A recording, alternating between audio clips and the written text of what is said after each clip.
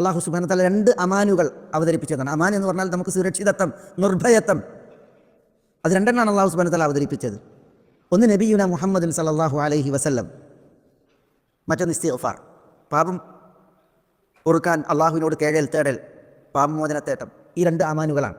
അള്ളാഹു സുബ്ഹാനഹു വ തആല പറഞ്ഞു, വമാ കാന അല്ലാഹു ലിയുഅസിബഹും വഅൻത ഫീഹിം വമാ കാന അല്ലാഹു മുഅസിബഹും വഹും യസ്തഗ്ഫിറൂൻ. അപ്പോൾ ഒന്ന് മുഹമ്മദ് സല്ലല്ലാഹു അലൈഹി വസല്ലം, 2 അൽ ഇസ്തിഗ്ഫാർ. ഇത് 2 അമാനുകൾ അള്ളാഹു ആകാശത്തിൽ നിന്ന് അവതരിപ്പിച്ചതാണ്. ഇതുണ്ട് എങ്കിൽ അള്ളാഹുവിൻ്റെ അദാബ് പെയ്തിറങ്ങൂല, അദാബ് വർഷിക്കൂല എന്നുള്ളതാണ്. അതിൽ നബിയുന മുഹമ്മദ് സല്ലല്ലാഹു അലൈഹി വസല്ലം അള്ളാഹുവിലേക്ക് സ്വീകരിക്കപ്പെട്ടു വഫാത്തിലൂടെ. ഇനി ശേഷിക്കുന്നത് ഇസ്തിഗ്ഫാറാണ്. വമാ കാന അല്ലാഹു മുഅസിബഹും വഹും യസ്തഗ്ഫിറൂൻ.